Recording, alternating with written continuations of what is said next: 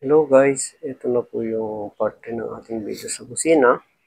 Sa pagkakataong pong ito ay i-combine na po natin ang ating stock na busina sa ating minotified na busina. So ito po yung diagram ng ating part 2. Ito po yung diagram ng ating part 3 guys. So makikita nyo po dito guys, ang dinagdag natin ay ang 3-way switch na selector. Yan lang po naman guys. Tapos ang kanyang stock. So ito po guys yung ating 3-way switch na ilalagay. At ito po guys yung ating stock na busina. So paano po ba i-wiring siyang guys? Tuturo ko po sa inyo ng manual at actual guys para hindi kayo mahirapan. So ito po pinakagitna ng ating switch guys. Ang first step natin, ito po pinakagitna niya, ay ikakabit natin sa switch button ng ating busina. So kukunin po natin to guys. Itong wire na to papunta sa interrupter relay. Ito po siya guys. Ground po yan guys, ground. Yan. Kukunin po natin to at i-connect po natin dito sa gitna ng ating switch. Yan. Yan po guys, pag i-connect nyo na po yan sa gitna ng ating switch, ito po namang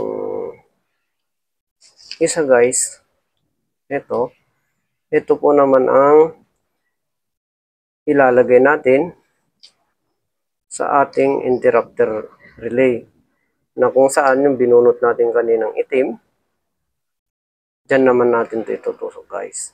Yan. Yan. Yan siya guys. Tapos, mayroon pa pong isang guys na natitira. Ito. Ito namang isang ito guys ay ikakabit natin sa ating stock na busina. Ayan po siya guys. Ikakabit po natin siya dito. Yan. So, ito na po yung ating pinaka-switch. At ito na po yung ating interrupter. Yan na po siya guys. Ngayon guys, meron pa pong isa sa ating diagram. Meron pa pong isa. Ang positive. So, yung positive po yan guys ay pupunta sa ignition. Ito po siya guys. Yan. So, dito po sa ignition natin, guys, nasusian, kita nyo, may binalatan po ako rito. Maglalagay po tayo dito ng isang wire.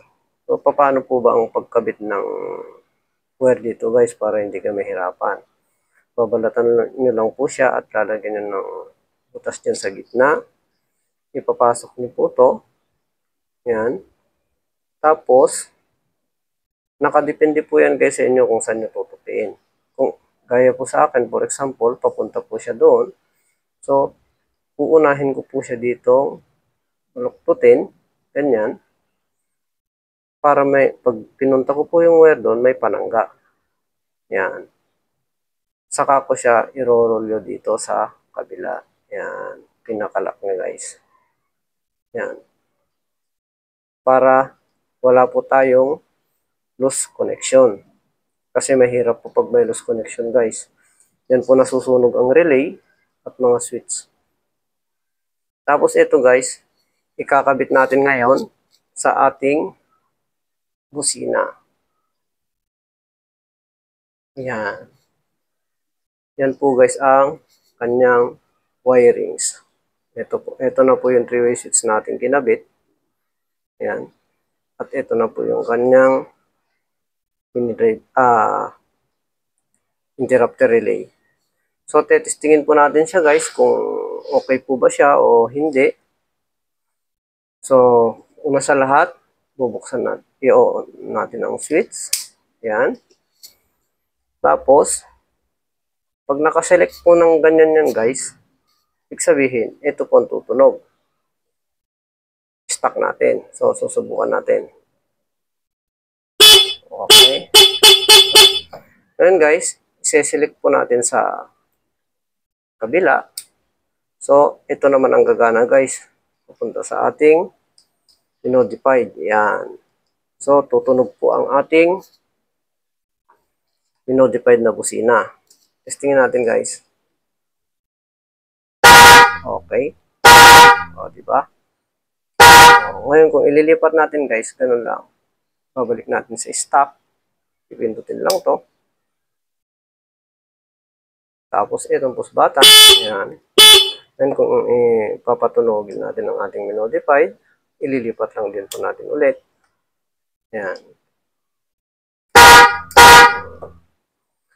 Ganun lang po guys. Sana ho may natutunan kayo. Sana po i-heart and follow and share nyo po ang aking video. Sa susunod po guys ay yung ituturo ko po sa inyo ay ang actual po ng wirings ng ating signal light flasher at kung paano po yung palitan ng heavy duty na 3-way pins. Marami pong salamat guys, hanggang sa susunod.